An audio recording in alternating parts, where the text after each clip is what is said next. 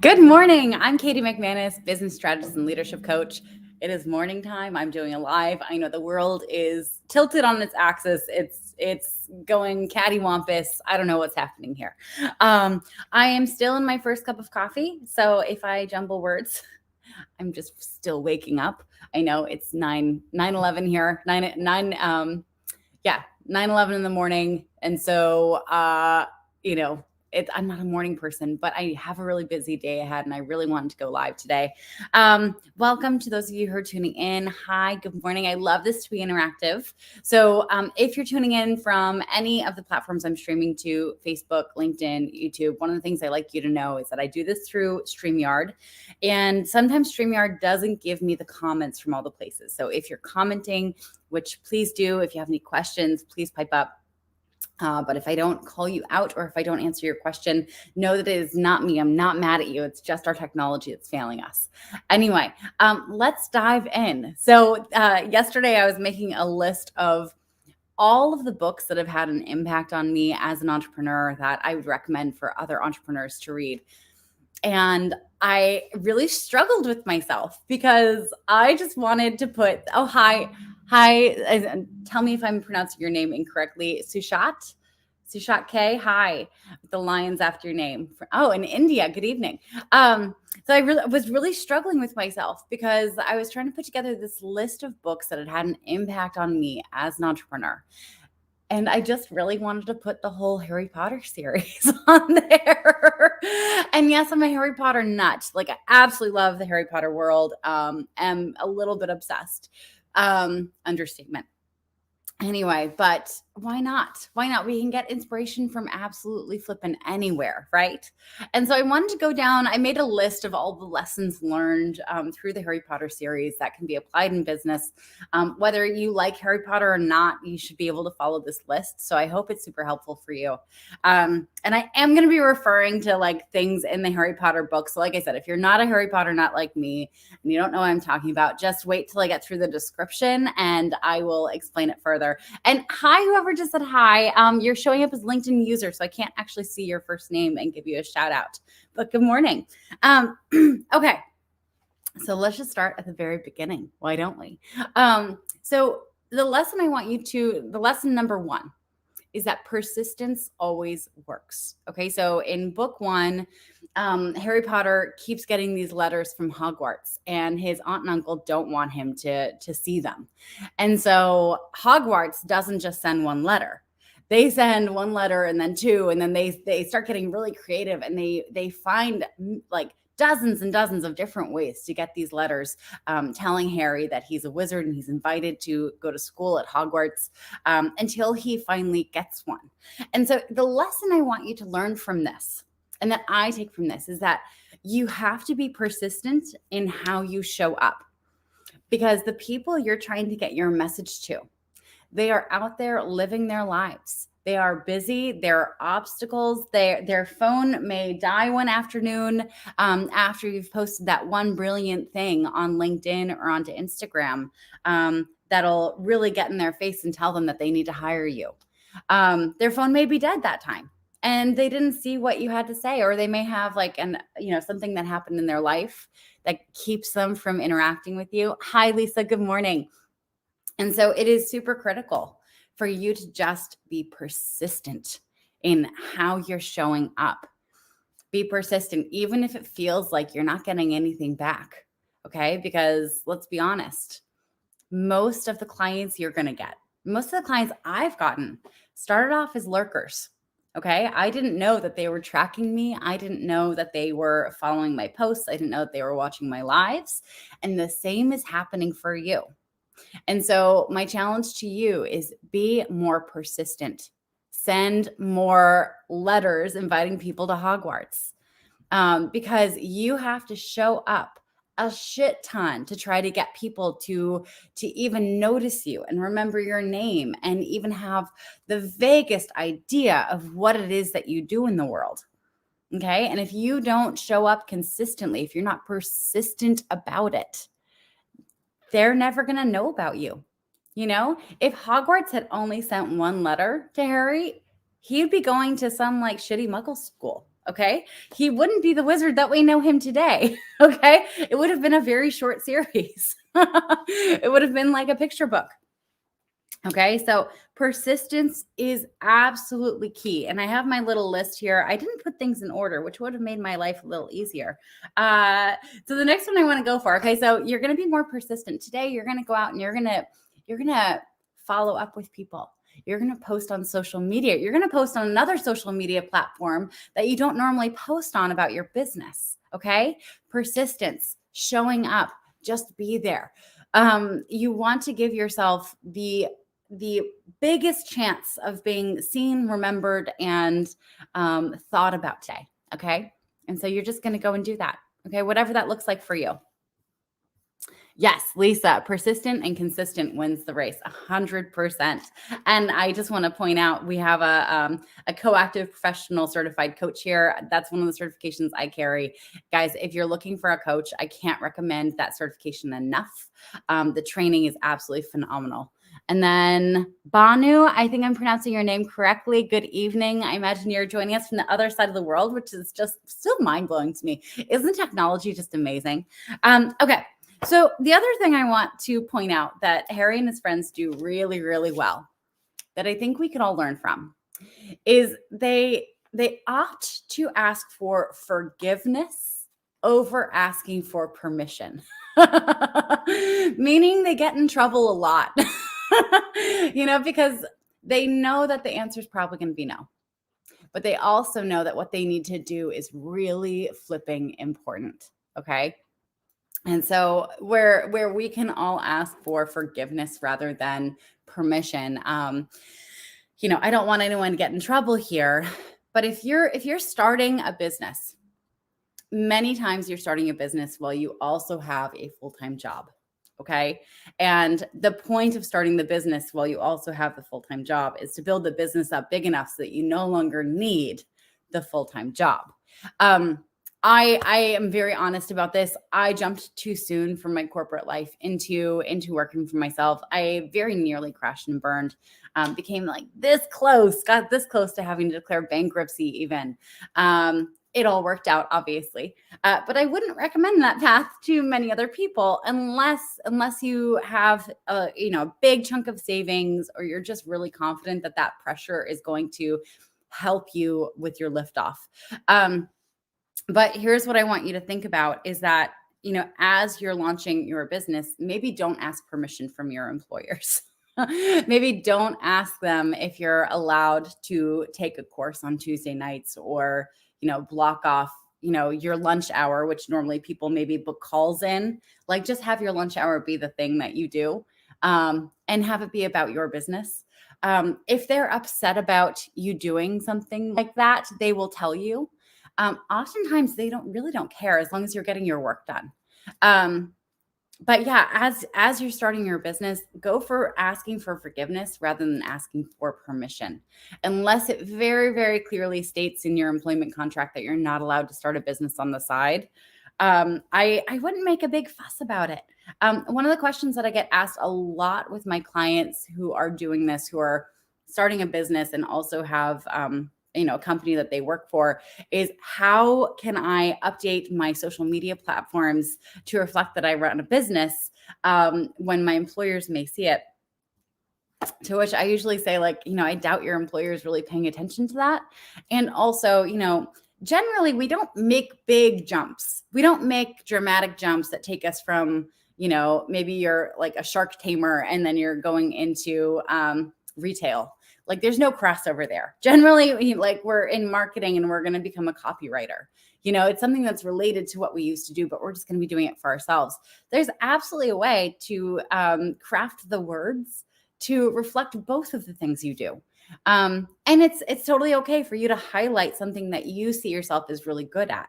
I don't think any employer is going to make you wrong for that. Hi, Kashav. Thank you. Good evening where you are. Good morning where I am. I'm going to have a little sip of my coffee because I need to wake up. I have a call at 10. Anyway, okay. So forgiveness over permission. Can we all agree? Just go for that. This goes for our families as well. Like, the people around us who love us the most. we're used to going to them for advice. We're used to going to them to get them to validate our ideas. However, when we're starting a business, they may not understand all the things that we're doing. And so they may think that our ideas are dumb. They're probably not the person we want to go to ask for permission for on things. Okay. We may just want to leave them out of that conversation and go to better people. All right. Which takes me to my next piece of advice from the Harry Potter series. Where is it on the list? Oh, go to the expert. Go to the expert. In the third book, when Harry was struggling with Dementors, he went to the Defense Against the Dark Arts teacher, Professor Lupin. He's like, listen, like, I don't have the skills here to deal with this problem. And I know there has to be a way to deal with it. We're all magical. So, can you show me how to get rid of my fear of Dementors? And he learned how. We have this expectation of ourselves and our businesses that because we're good at this one thing and we know how to do it really well, and because we also had a job at some point, right, that we should know how to run a business. And let me tell you, honey, they are completely different skill sets. Running a business has so many parts to it. There's the marketing part. There's setting up back-end systems. There's learning how to sell your services. There is speaking at events. There's delivering to clients. There's, setting the expectations with clients so that everyone's happy at the end of the day. Oh, it's exhausting. And let me tell you, unless you went to some school I've never heard about, you didn't learn this in school. You didn't learn it in school. You might have learned a part of that in your career at your job.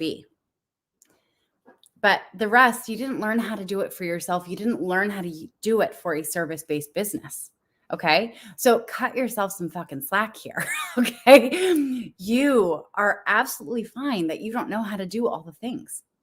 Okay. That's why there are people like me. I'm a business strategist and coach. I help my clients create a strategy that's going to help them make money and get clients that pay them really well so that they can leave their jobs finally. Okay. I don't teach all the parts. Like, there are some parts, like, I always refer people to Leah Turner.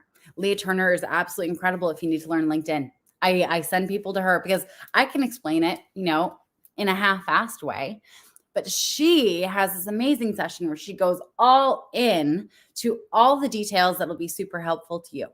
Okay. So if you don't know something, there's nothing wrong with going to an expert on it. Okay. Absolutely nothing wrong. And let me just catch up with the chat. Let me see. So LinkedIn user, I was upfront and honest about what I was doing. Your employers understood. Amazing.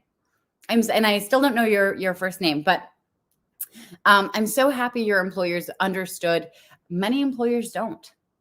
They're greedy and they want you all to themselves. But I love that. I love that you have that in your life. And Kashav, you are in India, and it's nice. Oh, thank you. It's nice to have you here live. Thanks, Kashav. Okay. So that was go to the expert. Okay. The other thing I wanted to talk about is trust your instincts. Just trust your instincts. I think throughout the whole series of the Harry Potter books is Harry and his friends trusting their instincts about there being something wrong or something that they needed to do. They were reading the world really well. They were noticing things. They were saying, oh my gosh, there's a problem over here, or this thing over here could be solved, or, we know that we have to fix this, but, we're open to different ways to doing it. Oftentimes they had people saying, no, you're wrong. There's no problem. Oftentimes they had people saying, you're crazy. Just go back to your schoolwork. Don't worry about this. In the 6th book, Harry was convinced that Draco Malfoy was up to no good. And he was right. Dumbledore and Snape both knew it. But they didn't want Harry going into it. They didn't want Harry distracted by it because they were trying to deal with it on their own. But Harry knew something was wrong there, and he trusted his instincts. Even his friends thought he was nuts. Even his friends just thought that, oh, cool, like Harry hates Draco. There we go. I know I'm getting super nerdy right now. So trust your instincts when you start thinking about where your services could be needed. Like, what's the problem you could solve? I'm reading this great book by John Cleese right now, who's if you're not familiar with him, he's one of the masterminds behind Monty Python. He's a comedian out of the UK, of an earlier generation. But he wrote this really cute, like concise book. I wish I had it down here with me, about creativity. And it's just creativity essentially is a different way to solve a problem that hasn't been done before. And I guarantee you is that if you tap into your creativity and you see a problem out there in the world, you can find an interesting, unique, novel way, and I know that's another word for unique, to solve this problem. You can absolutely do that. And hopefully you can make some money from it. But trust your instincts that you know what the need is, okay? Instincts. Now, instincts ties into the next piece of advice from the Harry Potter world is that people who seem full of themselves right off the bat are usually full of shit. Okay. Talking to you, Gilderoy Lockhart. So here's the thing. We're in a virtual world, right? We're on LinkedIn. We're on Instagram. We're on all the social medias. And if you're showing up consistently and you're putting yourself out there, you're probably also noticing other people who are showing up consistently and putting themselves out there. And it can be very triggering. You can get imposter syndrome really easily if you start comparing yourself to other people. But here's what I want you to remember is that usually, and this, I hate to say this because there are some genuinely popular people who have an amazing following that their following is really loyal and they actually have built a business that is really successful. But there are also a lot of charlatans out there, okay? Like Gilderoy Lockhart. And if you don't know who he is, read the series, book 2. He faked all these heroic rescues and then wrote books about it. And he was just faking it the whole time. He was stealing other people's stories. So what I want you to ask yourself is, and you don't have to point fingers. You don't have to make it into a big thing, but ask yourself, is this person genuinely successful? And if you can't answer that definitively, yes or no, just assume that they're not. Just assume that they're not, because otherwise you're just going to hold yourself up to them constantly and it's going to drive you crazy. It's just going to drive you crazy. And you don't ever have to say this to anyone. You don't have to share your conclusions with anyone. That's not helpful either. We don't need to get into this game of where we're putting each other down. But unless you can see exactly how they've created their success, do not hold yourself up to them. Okay. Because they're probably full of shit. I hate to say that because there are exceptions to this, but you see the coaches who are supposedly super successful and they're hanging out poolside with their Mai Tai and their laptop, to which I say, have you ever tried to work on a laptop when it's hot out in the sun? Your laptop, A, overheats and isn't going to function. And B, hopefully you're wearing sunscreen. And if you are, sunscreen is greasy. Your keyboard is just going to be slimy after today. What are you doing? So oftentimes those people, those coaches, those influencers, they book a room at a hotel for a day, at a fancy hotel for one night. And it's usually the cheapest room. And then they hire a photographer to come in and it's a photo shoot day. It has nothing to do with their business. They're not there for work. It's nothing. Also, people can buy followers. That's a thing too. So really do not trust all the pomp and circumstance of what other people have going on. Just keep doing you. Okay. You cannot compare yourself to everyone. And I'm bringing this up because I don't want you comparing yourself to people who are full of shit. Okay. Keshav, Harry taught us to never give up. He showed us that you can push through even the hardest times, bounce back and succeed. Keshav, you're stealing my points here. I mean, yes, absolutely. And even when times look darkest, what's the saying that Dumbledore says? Even when times look darkest, you can turn on a light or something. They look brighter when you just turn on a light. So look for silver linings. Look for the good in the world. I'm going to forget that quote and it's going to drive me crazy. Okay. The next point I want to get to is the importance of friendships. Okay. The importance of friendships, and not just any friendships that fulfill a particular need. Okay. So Harry has a lot of different kinds of friends, right? He has Hagrid, who's kind of a parental, like uncle figure. He has Lupin, who's also like that parental uncle figure. Now, he doesn't have parents. Those are really critical to him. Sirius Black, don't even get me started. I'm still mad at J.K. Rowling for that. But anyway, let's talk about Ron and Hermione. So there are times throughout the books, because they're kids, right? They're gonna fight. There are times throughout the books where Harry like stops being friends with Ron or stops being friends with Hermione. You know, they have these arguments, and each time this happens, he misses them for a particular reason. You know, there's I forget which book it is. I think it's the third book when Hermione's cat like tried to, or something happened. I don't know. But Ron and Harry like kind of stopped talking for a while, and Harry's just hanging out with Hermione, and he misses talking about Quidditch. He misses talking about sports and goofy things, and it just doesn't feel right. You know, we all need this. We cannot expect all the things that we need from one relationship. And so this is why when I'm advising someone on their business, if they're struggling to build this community around them, struggling to find support, and getting frustrated with their significant others, their best friends, their family members for not being supportive enough. This is why I tell them, go and get some entrepreneur friends. Go and get some business besties, okay? Because your family, they're afraid for you. They're seeing you do something risky and scary, and they're afraid for you. And of course, they're not going to get it because they want you to have housing. They want you to have food. They want you to have all the necessities to live a good life. And they just don't see it in your business yet.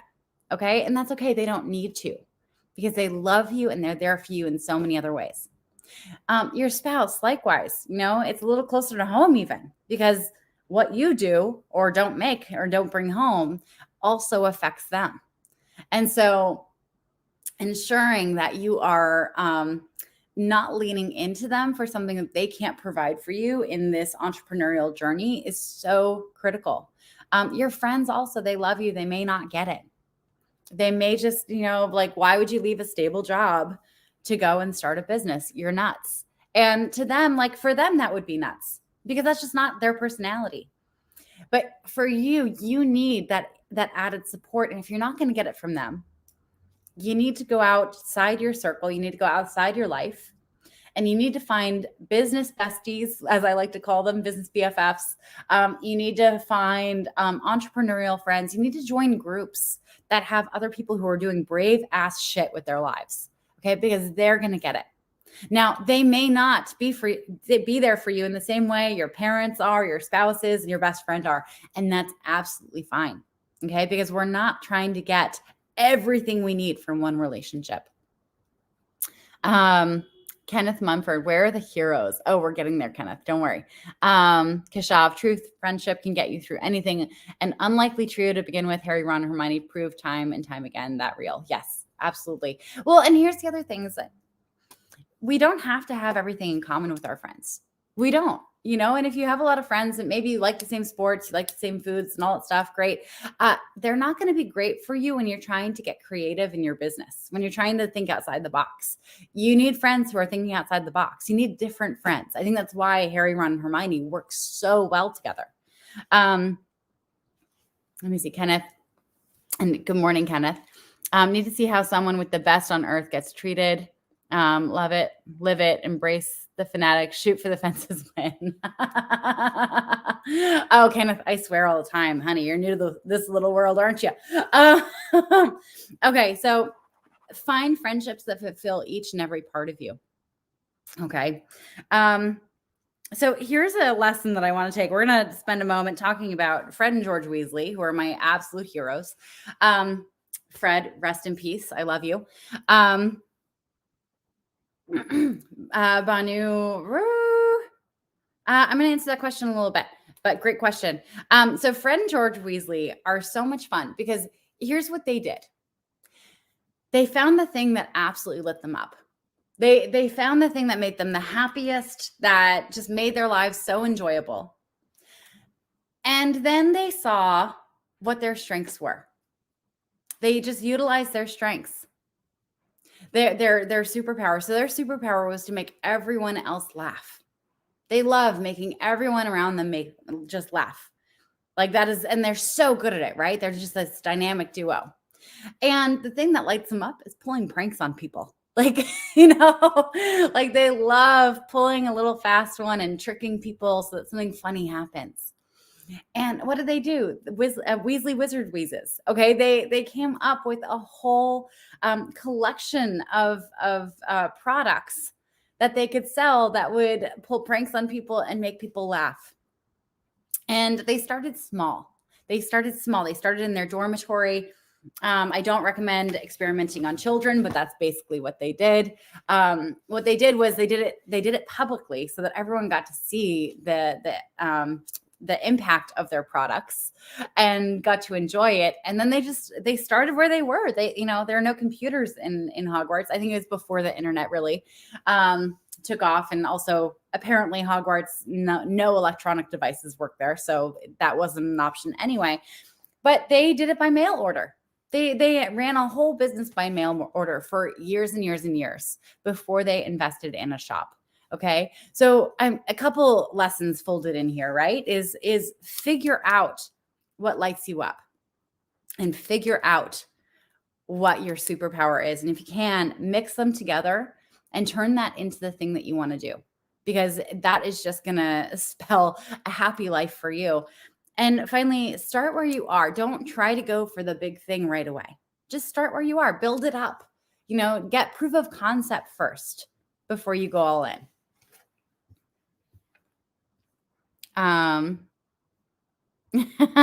Been watching I'm a Weenie. I love it, Kenneth.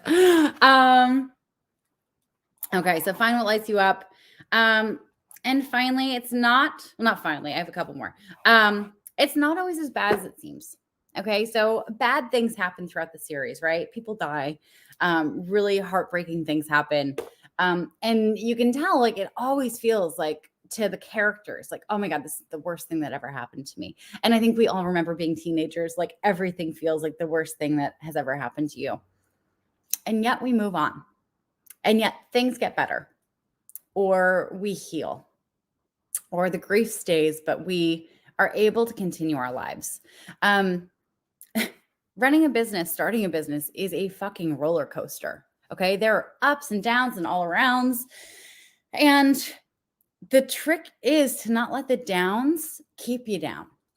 The trick is to trust that it is a roller coaster, that, okay, you're down in the pits right now. It's going to come back up. Okay. You just have to get through it. Now, many, many entrepreneurs quit when they hit the low parts because they can't handle it, because they think, oh God, this is what it's going to be like. And yes and no. But the more downturns you go through, the less scary they are, the less twisted you become when you go through them. And so you have to have a certain level of optimism that things are going to get better. And if the Harry Potter series taught us anything, it's optimism, right? And finally, I forget who said it. My last point here, as I'm going through my little list here, is I'm going to make another book recommendation that has nothing to do with the Harry Potter series. It's Building a Story Brand by Donald Miller, leaning into the hero's journey. The Harry Potter series is a whole mishmash of different heroes' journeys. And the hero's journey, everyone. So here's what I want you to walk away with also. Everyone sees themselves as a hero. Everyone sees themselves as a hero of their own life. You don't watch a movie and see yourself as the sidekick, right? You don't watch a movie and see yourself as like the best friend who's kind of in the background, who has like a dramatic life, but isn't the main character. Okay. We don't read the Harry Potter books and not see ourselves as one of the main characters. Okay. We see ourselves as the hero. And so as you're going out, as you're marketing yourself, as you are talking about what you do, stop making it about you, because your people don't give a fuck. They really don't. They don't care about you. They care about themselves, because they are the hero of their own journey. They're the hero of their own journey. And yes, you telling your personal story that they may be able to kind of plug themselves into and be like, oh my God, I went through a similar thing. This person gets me. That's one thing. But you going out and trying to prove to yourself, to everyone, that you know your stuff and that you're credible and that this thing happened to you and like, look at me, that is not what they need to hear. They need to hear how you get them. Okay. So you need to be leaning into everyone else's hero's journey, not your own. And also realize when you are going through dark times, where in your hero's journey you are. Okay. Because you may just be in one of those like really awful, like having to battle through moments. And that's natural. Okay. So let me see. Answering questions. So Banu Manohar, what is that one mantra to become a successful entrepreneur? Oh my God. Well, there's no one mantra. Mine is showing up always works. Showing up always works. And this is the way that I show up. I show up going live. I show up by posting on LinkedIn. I show up by commenting on other people's stuff. I show up by following up with people. I show up by speaking at events. Showing up always works. And really, if you don't show up, you're never going to get it. It's never going to happen for you. Showing up is the bare minimum. And it's what you do when you show up that actually makes a difference. So I don't know what it is for other people. I think that's a very personal question. I think you have to also look and see, where do you struggle? What's the thing that you need to be doing more of? And what's the mantra that can be designed around that? But for me, it's showing up always works. Let me see. Kenneth, what if all of us work together and we all get paid? Well, I mean, that is the ideal, Kenneth. That's what we're here for, hopefully. I'm a firm believer that everyone deserves to do work that they love and get paid a really decent, handsome wage from it. Okay. And I don't see that as scarce. I don't think we need to have a certain amount of people working in factories and doing menial jobs to make that happen. Because, I mean, look at technology right now. If there's need, they're going to build it. If there's need for, a machine that can do a factory job, they're going to build it. Okay. We need to be leaning more into our creativity right now and into the empathetic gifts that only humans can have, because that is going to be what machines fail at. Machines cannot show empathy. Machines cannot tap into creativity. They can tap into randomness, into chaos. They can learn empathetic phrases, but they can't do that. Only humans can. And dogs. Let me just show you. Luna's pretty good at it too. She has great empathy. But anyway, yeah, that's the point there. I love how you're making everything into knees. Okay. And Kenneth's mantra is solving problems all of us have, bring value, let the people define the value. Yeah, 100%. It's unique to everyone. So anyway, everyone, thank you so much for joining me this morning or evening, wherever in the world you are. Kenneth, let me just call out Banu, and I hope I'm pronouncing everyone's names correctly. Keshav, LinkedIn user who I never actually learned your name. So thank you for joining. Sushat, thank you all for commenting, for interacting. If anyone was commenting in other platforms and I didn't call you out, I apologize. Sometimes we just have a technology glitch and it doesn't happen. Anyway, if you have any other lessons that you've learned from the Harry Potter series that you'd like to add, please put them in the comments. I'd love to see them. Otherwise, I look forward to seeing you as I go live later this week. All right. Bye, everyone. Have a wonderful day, and I'll talk to you all soon. Mwah.